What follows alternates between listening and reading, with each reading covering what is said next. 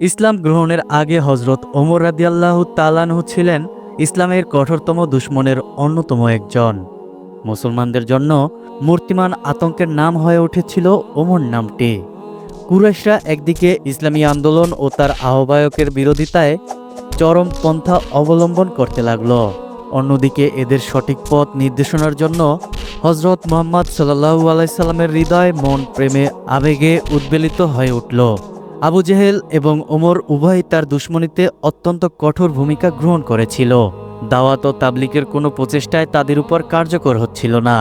রাসূল আকরাম সাল্লাল্লাহু আলাইহি সাল্লাম একদিন আল্লাহর দরবারে দোয়া করলেন, হে আল্লাহ তাআলা, ওমর অথবা আবু জেহেলের মধ্যে কোনো একজনকে আপনি ইসলামের জন্য কবুল করুন। তাদের কোনো একজনে ইসলাম গ্রহণ করলে মুসলমানদের শক্তি বৃদ্ধি পাবে। ওইদিকে মক্কার কাফেরদের যখন কোনো সমস্যা দেখা দিত, তখন তারা দারুণ নত্যে উপস্থিত হতো এবং মতবিনিময়ের মাধ্যমে তার সমাধান খুঁজে বের করার চেষ্টা করত। এটা ছিল তাদের মিলনায়তন বা এখনকার যুগের সংসদ ভবনের মতো। একদা হজরত রাসূল পাক সাল্লাল্লাহু আলাইহি সাল্লামের প্রাণনাশের ষড়যন্ত্র লিপ্ত হয়ে মক্কার কাফেরগণ উক্ত ভবনে সবাই একত্রিত হল। বিভিন্ন পর্যায়ে আলোচনার পরও তারা কোনো সমাধান বের করতে পারল না। এমন সময় একজন বৃদ্ধ লোক সেখানে এসে উপস্থিত হলো এবং সেখানে উপস্থিত হয়ে তার বাড়ির নজদি বলে সে পরিচয় দিল। সকলে তাকে শাহেদে নজদি নামে আখ্যায়িত করল এবং তার নিকট পরামর্শ চাইল। বস্তুত এই শায়েক নজদি ছিল ইবলিস শয়তান। সে তখন ইহুদিগণদেরকে বলল, তোমাদের একটি উপায় আছে, তোমরা যে কোনোভাবে মুহাম্মদকে হত্যা করে ফেলো, না হলে তোমাদের ধর্মকর্ম এবং ঐতিহ্যকে রক্ষা করতে পারবে না, সবকিছুই সে নষ্ট করে ফেলবে। সর্বসম্মতিক্রমে এ প্রস্তাব গৃহীত হলো এবং এটাও সিদ্ধান্ত হলো যে মুহাম্মদকে যে হত্যা করবে তাকে 100 উট পুরস্কার দেওয়া হবে।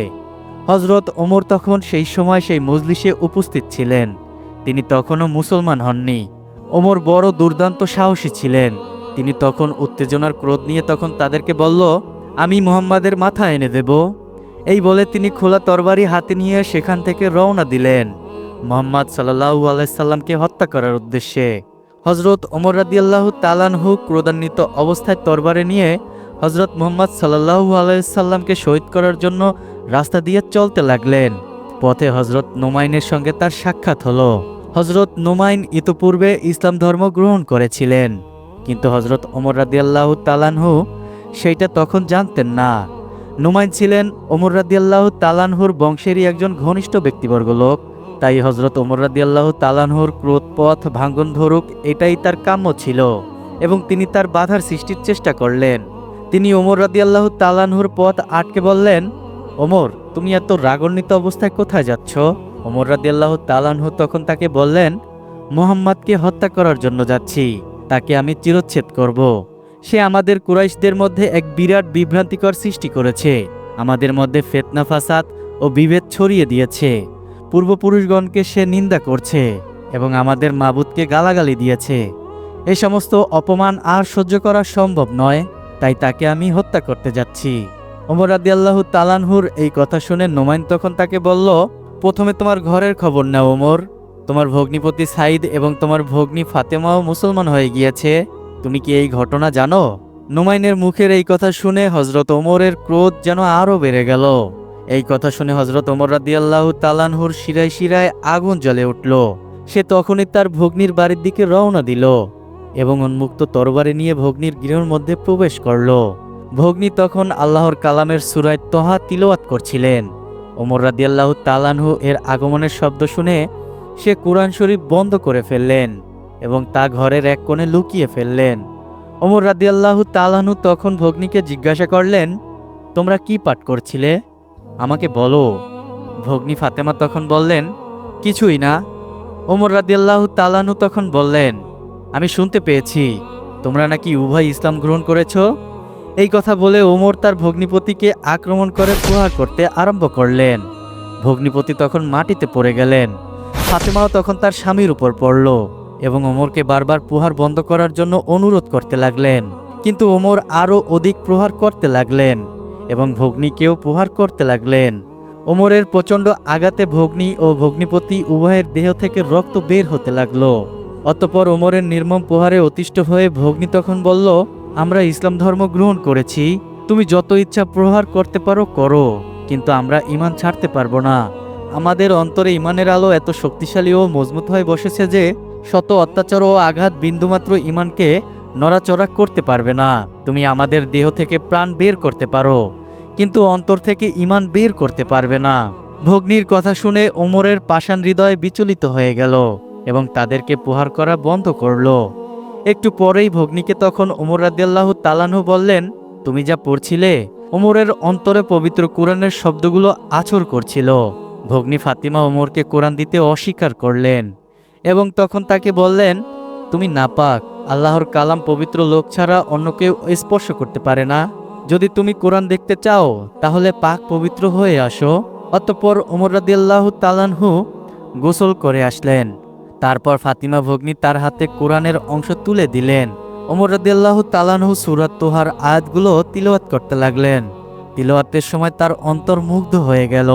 অনিচ্ছা সত্ত্বেও সে তখন বলে উঠল, আশহাদু আল্লা ইলাহা ইল্লাল্লাহু মুহাম্মাদুর রাসূলুল্লাহ। হযরত খাব্বান তখন ফাতেমার গৃহে ওমরের ভয়ে লুকিয়েছিল। ওমরের আসার শব্দে সে প্রথমেই ঘরের মধ্যে লুকিয়েছিল। ওমরের এই অবস্থা দেখে সে আর বসে থাকতে পারলেন না। সে তৎক্ষণাৎ সামনে এসে হযরত ওমর রাদিয়াল্লাহু তাআলা আনহুকে বললেন, হে ওমর, হযরত মুহাম্মদ সাল্লাল্লাহু আলাইহি সাল্লামের দোয়া আল্লাহর দরবারে তোমার শোনে কবুল হয়েছে। কেননা আমি গতকাল রাসূলুল্লাহ সাল্লাল্লাহু আলাইহি সাল্লামকে দোয়া করতে শুনেছি। তিনি বলেছেন, হে আল্লাহ, তুমি আবু জেহেল অথবা ওমরের দ্বারা ইসলামকে শক্তিশালী করে দাও। হে ওমর, তুমি আল্লাহকে ভয় করো। ওমর বললেন, আমাকে রাসূলুল্লাহ সাল্লাল্লাহু আলাইহি সাল্লামের নিকট নিয়ে চলো। তিনি কোথায় আছেন? রাসূলুল্লাহ সাল্লাল্লাহু আলাইহি সাল্লাম তখন সাফা পর্বতের পাদদেশে হেরেমের এলাকায় যায়েদ বিন আরকামের ঘরে অবস্থান করছিলেন। উন্মুক্ত তরবারি নিয়ে সেই গৃহের প্রতি ধাবিত হলেন। হযরত হামজা রাদিয়াল্লাহু তাআলা আনহু ওই গৃহের দরজায় দণ্ডায়মান অবস্থায় ছিলেন।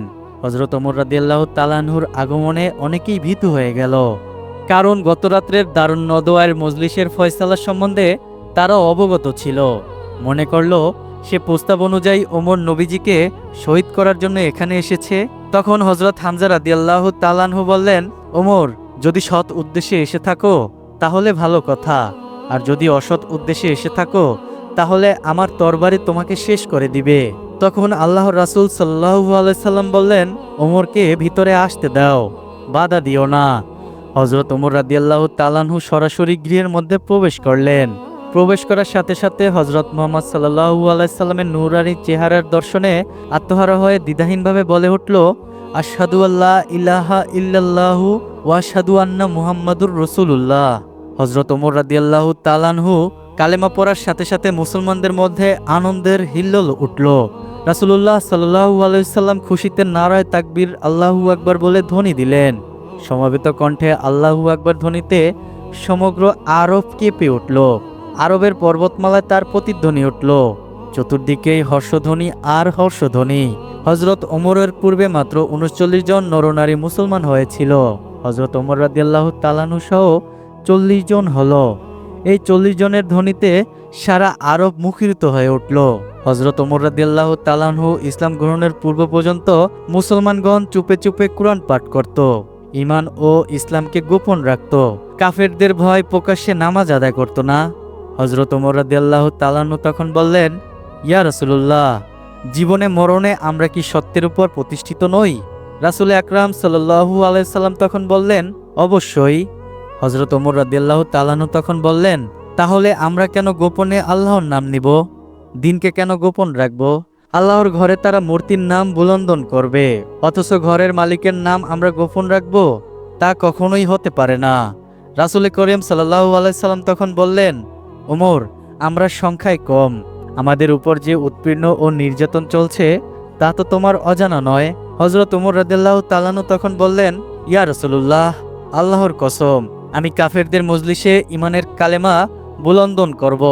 এই বলে হযরত ওমর রাদিয়াল্লাহু তাআলা আনহু সোজা হেরেম শরীফে চলে যান।